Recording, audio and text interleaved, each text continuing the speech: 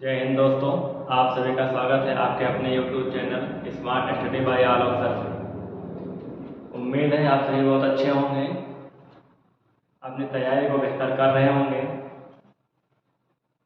हम उम्मीद करते हैं कि आप सभी जितने पिछले के वीडियो हैं, चाहे वर्णमाला के हों चाहे संधि का पार्ट 1 और पार्ट 2 हो गया है। आज संधि का हम पार्ट 3 भाग पढ़ेंगे, जिसमें आज का हमारा टॉपिक होगा विसर्ग संधि। तो विसर्ग संधि में हम पढ़ेंगे विसर्ग संधि क्या होती है, क्या क्या परिवर्तन होते हैं, किनका मेल होता है। तो उसको पढ़ने से पहले देखते हैं कि हमारे पीछे ये बोर्ड पर आज का क्या मोटिवेशनल कोड है। तो आज का मोटिवेशनल कोड है कि शिक्षा हमें ताकत देती है। शिक्षा हमें ताकत देती है। जो शिक्षा से दूर रहता है वो तरक्की से दूर रहता है। क्या है आज का मोटिवेशनल कोड? आज का मोटिवेशनल कोड है कि शिक्षा हमें ताकत देती है। जो शिक्षा से दूर रहता है वो तरक्की से दूर रहता है। सही बात है। जो भी व्यक्ति शिक्षित नहीं है वो तरक्की अपनी बहुत कम कर पाते हैं, वो तरक्की से दूर हो जाते हैं। क्या करना है, कैसे करना है, इन सब चीज़ों की जानकारी उनको नहीं होती है। तो आज के समय में हम देखें या आने वाले समय में तो हर व्यक्ति को शिक्षित होना चाहिए। बिना शिक्षा के उसका कोई भी कार्य होने वाला नहीं है। तो चलिए इस पर ज़्यादा बातचीत नहीं करेंगे, इतना जानते रहना कि शिक्षा हमें ताकत देती है।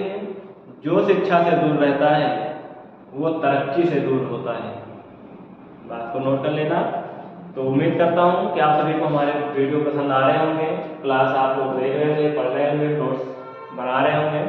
उसके बाद जो प्रीवियस ईयर क्वेश्चन आए हुए हैं उनको आप लगा रहे होंगे, तो आपका कोई भी प्रश्न छूट नहीं रहा होगा, यही उम्मीद करता हूँ। इसी उम्मीद के साथ हम प्रतिदिन एक नए चैप्टर नए तरीके लेकर आ रहे हैं आपके लिए। तो आज का हमारा टॉपिक होगा संधि। संधि में कौन सा होगा? विसर्ग संधि। कौन सा? विसर्ग संधि। तो चलिए आगे हम चलते हैं। आज का हमारा टॉपिक कौन सा है? विसर्ग संधि। कौन सा है? विसर्ग संधि। तो विसर्ग संधि में होता क्या है? अगर बात करें कि विसर्ग संधि की परिभाषा क्या होगी, तो परिभाषा क्या होगी? परिभाषा के बारे में जानेंगे कि विसर्ग संधि की परिभाषा क्या होगी। विसर्ग संधि परिभाषा कह रही है कि जब व्यंजन का विसर्ग के साथ या फिर विसर्ग का व्यंजन के साथ या स्वरों के साथ मेल होता है तो उस समय जो विकार उत्पन्न होता है उसे क्या कहते हैं? व्यंजन संधि कहते हैं। विसर्ग संधि कहते हैं। क्या कहते हैं? विसर्ग संधि कहते हैं।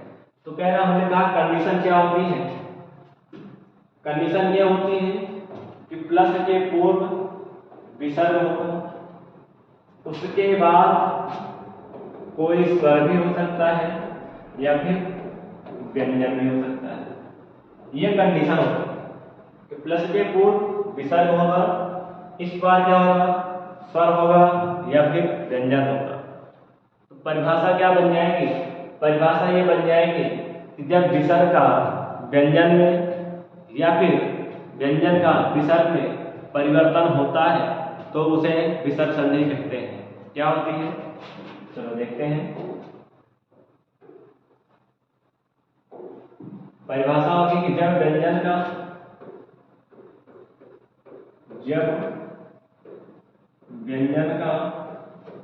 विसर्ग, इसमें विसर्ग में,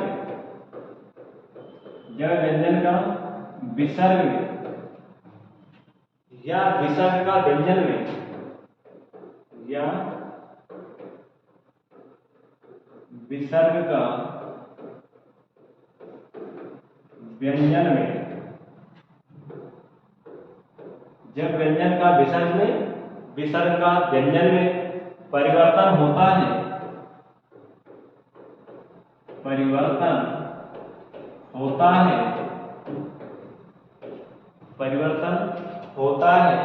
तो उसे विसर्ग संधि कहते हैं, तो उसे विसर्ग संधि कहते हैं। कौन सी संधि कहते हैं?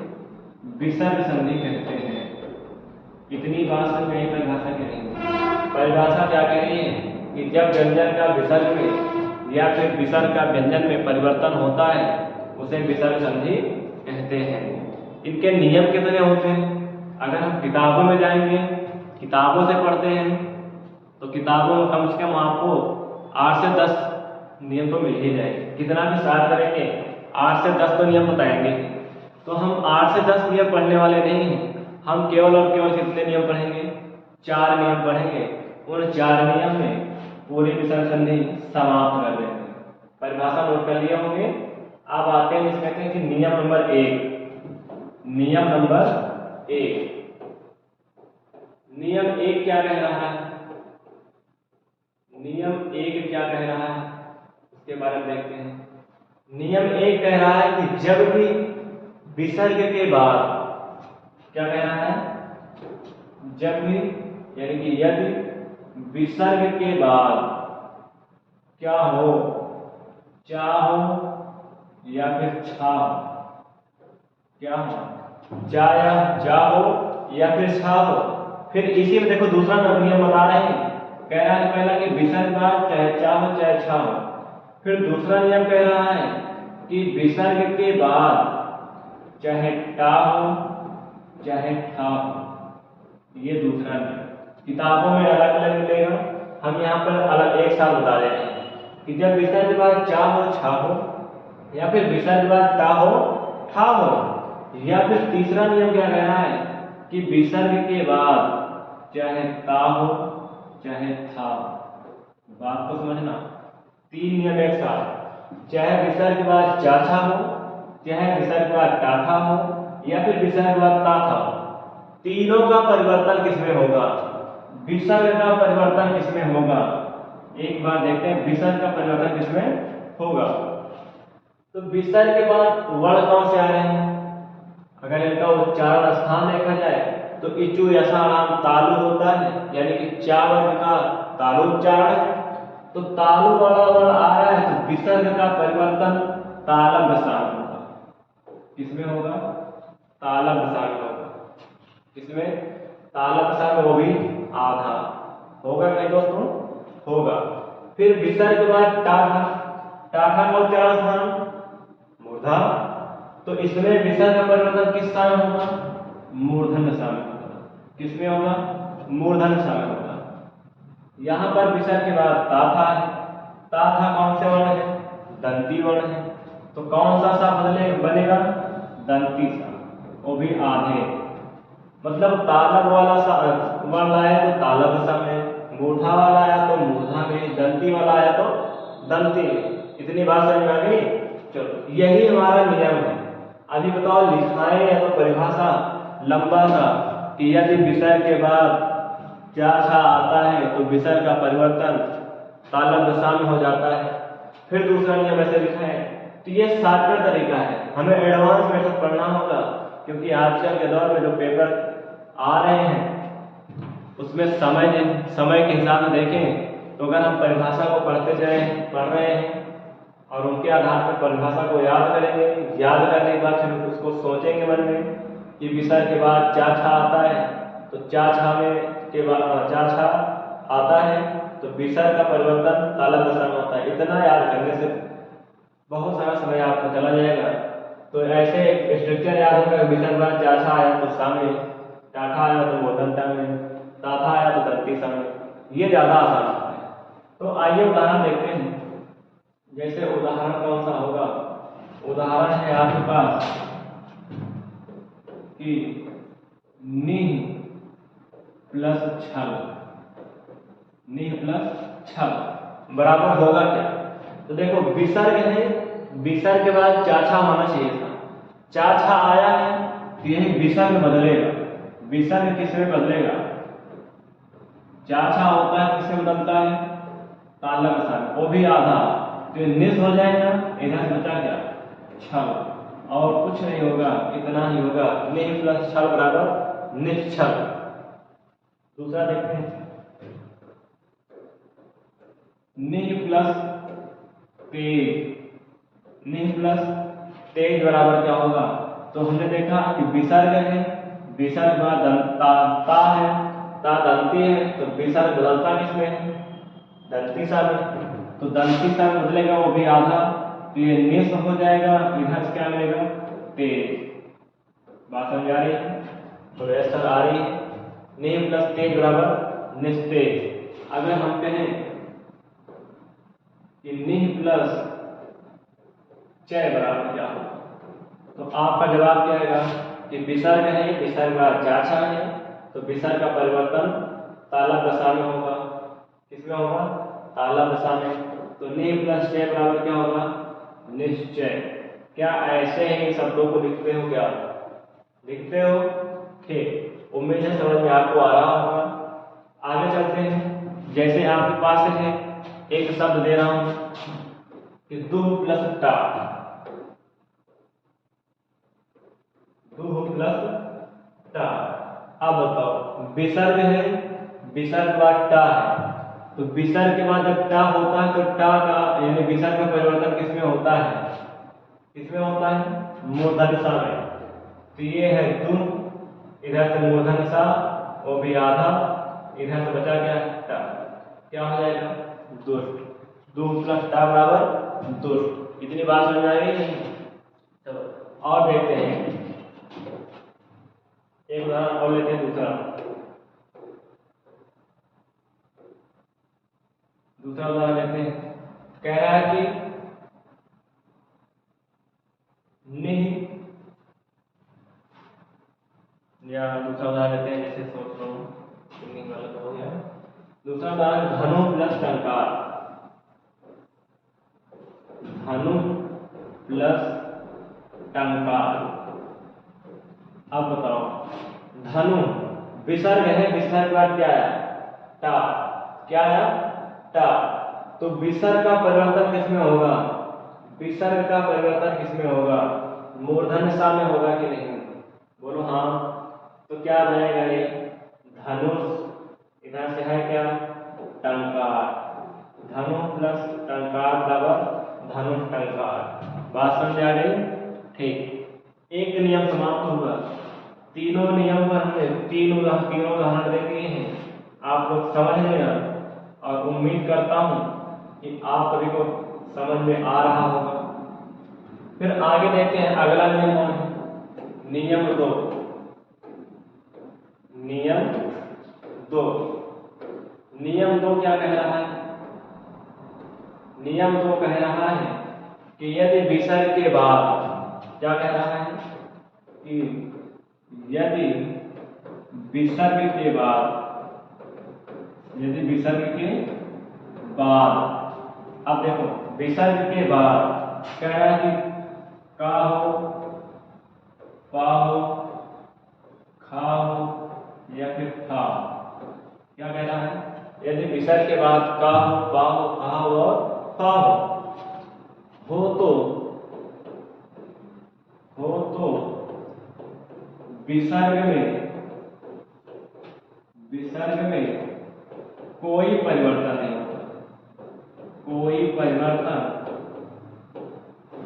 परिवर्तन नहीं होता, नहीं होता है। विसर्ग में कोई परिवर्तन ही नहीं होगा। परिवर्तन नहीं होगा तो होगा क्या? जैसा रहेगा शब्द वैसा ही हो जाएगा। जैसे कहते हैं कि विसर्ग के बाद चाहे का हो, खा हो, पा हो या फिर हा हो, इन 4 वर्णों में से कोई आता है तो विसर्ग में कोई परिवर्तन नहीं होता है। देखते हैं कैसे। जैसे आपके पास है रजा प्लस का, अब देखो विसर्ग के बाद का आया, क्या कोई परिवर्तन होगा? नहीं होगा। तो क्या लिख देंगे? इसको लिख देंगे राजा। क्या लिख देंगे? राजा का। क्या लिख देंगे? राजा का। इतनी बात समझ आ गई? आगे देखते हैं दूसरा उदाहरण। आपके पास है, मान लो कि पाया प्लस पान। क्या है? पाया प्लस पान। अब बताओ विसर्ग है, विसर्ग बाद पा है, कोई परिवर्तन होगा नहीं होगा। क्या होगा, सीधा लिखा है कि पयः पान। क्या लिखेगा, पयः पान। एक उदाहरण और देखते हैं, प्रातः प्लस काल। क्या होता है, प्रातः प्लस काल। आप बताओ, विसर्ग है, विसर्ग बाद का है, क्या लिखेगा, केवल और केवल ऐसा लिखेगा कि प्रातः काल। क्या लिखेगा, प्रातः काल। वही पे एक और उदाहरण देखते हैं कि दू प्लस खा। दू प्लस खा, विसर्ग है, विसर्ग बाद खा है, विसर्ग में कोई परिवर्तन नहीं, जैसा लिखा है वैसा लिख दें, बराबर क्या हो जाएगा, दुख। क्या हो जाएगा, दुख। नियम नंबर 3 पे आते हैं। नियम नंबर 3 समझ में आ रहा है आप सभी को। नियम नंबर 3, नियम 3 क्या कह रहा है, नियम 3 क्या कह रहा है, नियम 3 कह रहा है कि यदि विसर्ग के पहले छोटा आ हो, क्या हो, देखना ऐसे प्लस का चिन्ह होगा, आपकी परिभाषा नहीं लिख रहे हैं। कह रहा है कि विसर्ग हो, देखिए विसर्ग के पहले क्या हो, छोटा आ हो। क्या हो, छोटा आ हो। और बाद में क्या कह रहा है कि इसके बाद में क्या हो, इसके बाद कह रहा है कि वर्गों के प्रथम द्वितीय वर्ण को छोड़कर, यानी कि पहला और दूसरा प्रथम और द्वितीय वर्णों को छोड़कर, ये नहीं होने चाहिए। तीसरा चौथा पांचवा होगा वो चल जाएगा, लेकिन पहला दूसरा वर्ण नहीं होना चाहिए। उसके बाद क्या होना चाहिए, और क्या कहना है, प्रथम द्वितीय वर्ण को छोड़कर अन्य कोई भी वर्ण, अन्य कोई भी वर्ण, अन्य कोई भी वर्ण, कोई भी वर्ण हो, या हो, रा हो, ला हो, वा हो, या फिर हा हो, इतने वर्ण होने चाहिए। या हो, रा हो, ला हो, वा हो, या फिर हा होना चाहिए। लेकिन किसी भी वर्ण का पहला दूसरा वर्ण नहीं होना चाहिए। अन्य कोई भी वर्ण हो, अंतस्थ वाले वर्ण हो, हा हो, या कोई स्वर, या फिर कोई स्वर हो, तब क्या होगा, कोई स्वर हो। क्या हो, स्वर हो,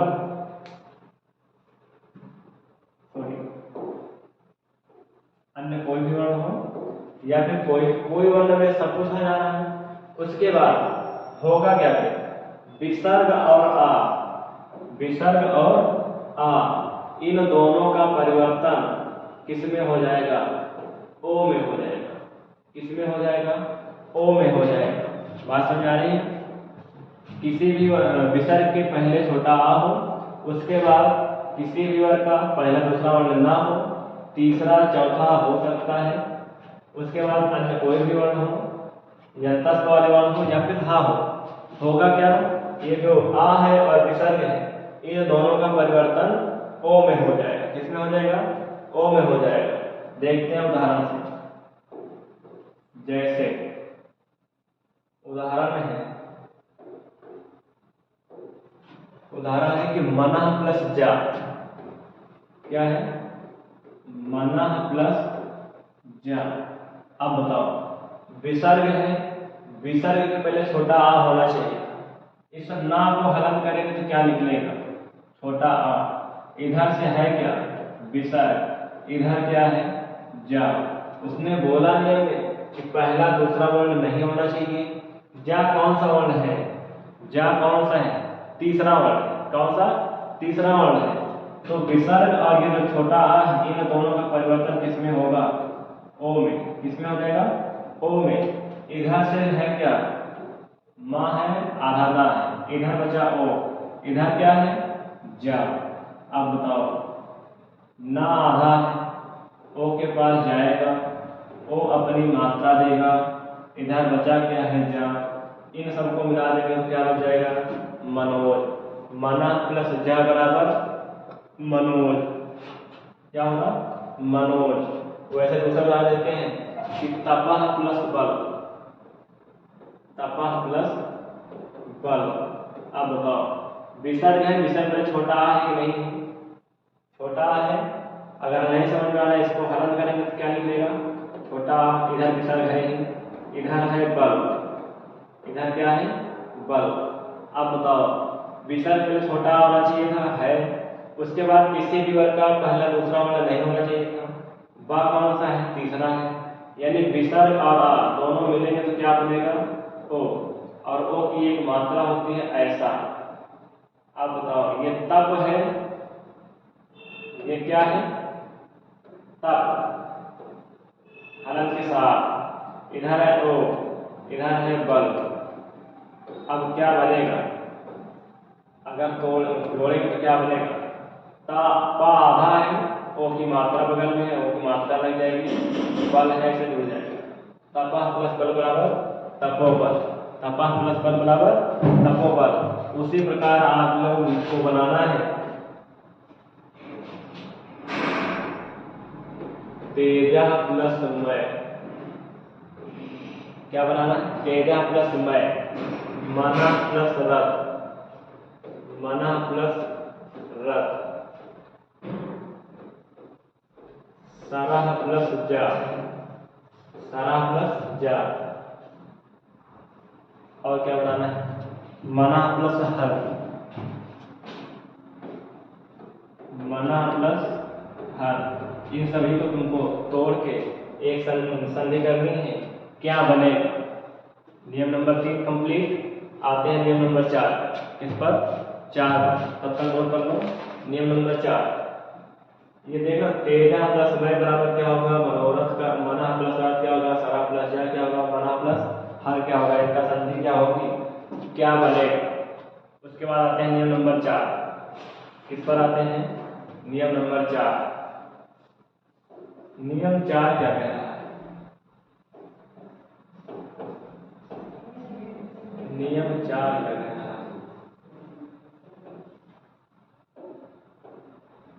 नियम 4 कह रहा है कि यदि विसर्ग के पहले, यदि विसर्ग के पहले छोटा बड़ा को छोड़, क्या कह रहा है? कि विसर्ग के पहले, विसर्ग के पहले छोटा आ और बड़ा आ को छोड़कर, बड़ा आ को छोड़कर अन्य कोई भी स्वर हो,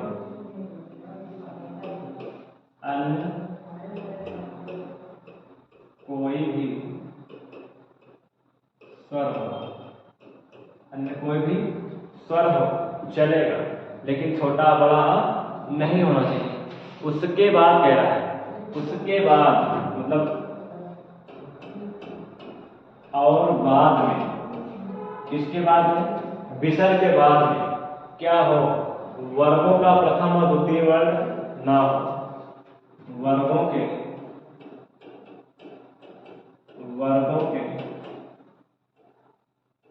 प्रथम और द्वितीय, प्रथम और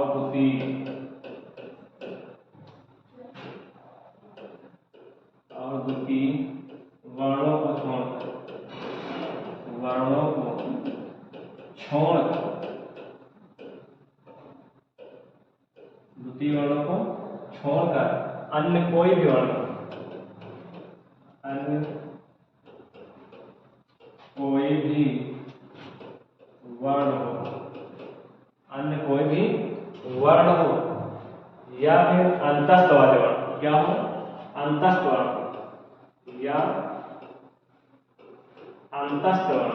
अंतस्थ वर्ण जान रहे हैं? या अलावा अंतस्थ वर्ण हो या फिर हा हो, अंतस्थ वर्ण हो या फिर हा हो, या कोई स्वर हो, कोई स्वर हो, अंतस्थ वर्ण हो या फिर कोई स्वर हो, तो विसर्ग के स्थान पर, तो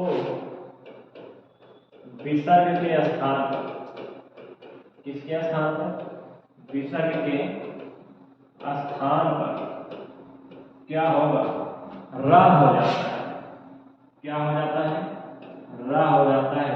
रा वो भी आधा, कौन सा, आधा रा हो जाता है, हो जाता है।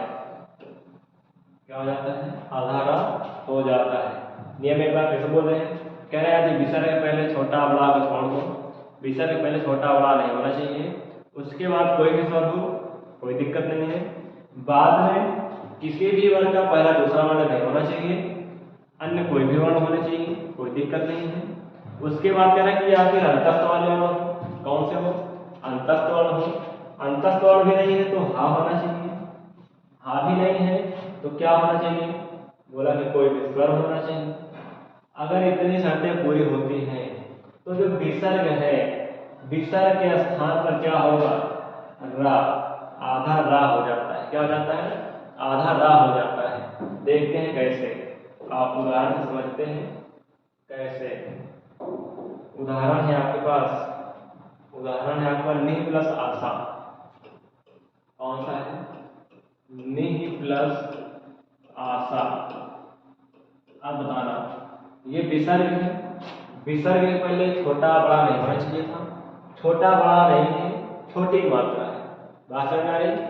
तो एक शब्द पूरी, लेकिन इसके बाद में किसी भी वर्ग का पहला दूसरा नहीं होना चाहिए था, नहीं है। कोई स्वर होता तब भी चल जाएगा, है, अंतस्थ वर्ण होता तब भी चल जाता, हा होता तब भी चल जाता, या फिर किसी भी वर्ग का तीसरा चौथा पांचवा वर्ण होता तब भी चल जाता। तो स्वर मिल गया क्या, अब यही विसर्ग बदलेगा, किसमें बदलता है, आधा रा में। इधर से बना निर, इधर क्या बचा है, आशा। क्या बचा है, आशा। अब बताना, ये निर रा आधा है, इसके बगल में कौन है, स्वर पूरा हो जाएगा, मात्रा बढ़ा के लगेगी क्योंकि बड़ा है, उधर से है क्या, सा। तो निह प्लस आशा बराबर निराशा, निह प्लस आशा बराबर निराशा। इसी प्रकार निह प्लस आधार, निह प्लस आधार। अब बताओ क्या होगा, विसर्ग के पहले छोटा बड़ा नहीं है, अन्य इधर कोई भी वर्ण हो, लेकिन किसी भी वर्ग का पहला दूसरा वर्ण नहीं होना चाहिए, तो विसर्ग ही रा में बदलेगा। ऐसा कुछ हो जाएगा क्या, इधर से क्या है, आधार, क्या है, आधार। अब बताओ, रा आधा है, इनके पड़ोस में है स्वर, इनकी पूर्ति कर देगा, बड़ा की मात्रा पे दे दिया, इधर से बचा क्या, धार। तो नि प्लस आधार बराबर निराधार, नि प्लस आधार बराबर निराधार। उसी प्रकार एक उदाहरण और देखते हैं कि निह, निह प्लस गुण, निह प्लस गुण। अब बताओ, विसर्ग है, विसर्ग के बाद, विसर्ग पर कोई छोटा बड़ा नहीं होना चाहिए था, नहीं है। उसके बाद किसी भी वर्ग का तीसरा चौथा पांचवा वर्ण हो सकता था, लेकिन पहला दूसरा नहीं, तो ग तीसरा वर्ण है, विसर्ग बदल जाएगा। इधर विसर्ग किसमें बदलेगा, रा में। इधर क्या है, गुण, क्या है, गुण। अब तुमको बताना है, तो ये नी है, रा आधा है, इनके पड़ोस में कोई स्वर नहीं है, व्यंजन है, व्यंजन है तो व्यंजन और व्यंजन कभी मिलते नहीं, हमने कहा केवल संयोग होता है। तो यहाँ पे होगा क्या, ये उड़ा रफरा सूत्र की सहायता से उड़कर गा पे लग जाएगा, निर हो जाएगा, फिर बचा क्या है, गुण। निह प्लस गुण बराबर निर्गुण। उसी प्रकार आपको 7-8 उदाहरण दे रहे हैं, आप लोग घर पे करना है, करने के बाद कमेंट करना है क्या सही तोड़ पा रहे हो या नहीं। अगर नहीं तोड़ पा रहे हो तो कल हम इसको हल कराएंगे, आप लोग देख लेना। कैसे है आपके पास निह प्लस मम, इसको बताना है। आपके पास है निह प्लस याप, निह प्लस याप।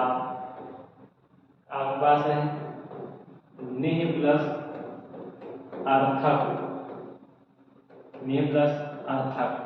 आपको और दे रहे हैं दुह प्लस उपयोग, दुह प्लस उपयोग। ये तो हमने तोड़ के दे दिए। अब हम आपको कुछ शब्द दे रहे हैं, आपको तोड़ के बताना है। आपको कुछ शब्द दे रहे हैं, आपको तोड़ के बताना है। जैसे आपको शब्द दे रहे हैं दुर्जन, शब्द है दुर्जन और दूसरा शब्द है दुर्गुण, दूसरा शब्द है दुर्गुण, तीसरा है दुर्बल, कौन सा है दुर्बल, चौथा है दुरात्मा, दुरात्मा। तुम्हारे पास और ऑप्शन दे रहे हैं हम आपको आशीर्वाद, क्या दे रहे हैं आशीर्वाद। हाँ दोस्तों, वो आशीर्वाद नहीं, हम आपको आशीर्वाद शब्द दे रहे हैं, आशीर्वाद शब्द दे रहे हैं। इसको तोड़ के बताना है कि विच्छेद क्या होगा, कई बार पूछा गया है। तो उम्मीद करता हूँ आप सभी को वीडियो पसंद आ रहा होगा। आपको पसंद आ रहा है वीडियो, अपने दोस्तों को पास शेयर करिए ताकि वो भी अपनी तैयारी को बेहतरीन कर सकें और एग्जाम को क्वालिफाई करें। अगर एग्जाम को क्वालिफाई करना है तो सभी चैप्टर को एक बार ऊँचा पढ़ लो, कवर कर लो, ताकि संधि से चाहे वर्णमाला से हो, चाहे कारक से हो, चाहे किसी भी टॉपिक से हो, कोई भी क्वेश्चन आ रहा है तो आपसे छूट कर जा ही ना पाए। ये हमारा वादा है कि आपसे कोई क्वेश्चन छूट के जाने नहीं पाएगा। उम्मीद करता हूँ आप लोग अगर वीडियो को शुरू से लास्ट तक देख रहे होंगे, आपको समझ में भी आ रहा होगा। उसके बाद आप क्वेश्चन को प्रीवियस ईयर उठा के देख रहे होंगे, प्रैक्टिस सेट लगा रहे होंगे, तो आपको क्वेश्चन में समझ में आ रहा है कि हाँ, जो पढ़ाया जा रहा है उससे बाहर कुछ नहीं आ रहा है। तो दोस्तों, आज यहीं पर समाप्त करते हैं। और आज का आपका मोटिवेशनल कोट हमने बताया कि शिक्षा हमें ताकत देती है। क्या देती है? शिक्षा हमें ताकत देती है। जो शिक्षा से दूर रहता है वो तरक्की से दूर रहता है। क्या है कि शिक्षा हमें ताकत देती है, जो शिक्षा से दूर रहता है वो तरक्की से दूर रहता है। तो दोस्तों, उम्मीद करता हूँ कि आप लोग शिक्षा को अच्छे तरीके से ग्रहण करेंगे, एक शिक्षित व्यक्ति, एक शिक्षित नागरिक, एक शिक्षित परिवार में एक सदस्य बनेंगे और दूसरों को प्रेरित करके वो भी शिक्षा ग्रहण करें ताकि वो भी शिक्षित व्यक्ति बन सके, उनके अंदर भी ताकत और जुनून आ सके। जय हिंद दोस्तों।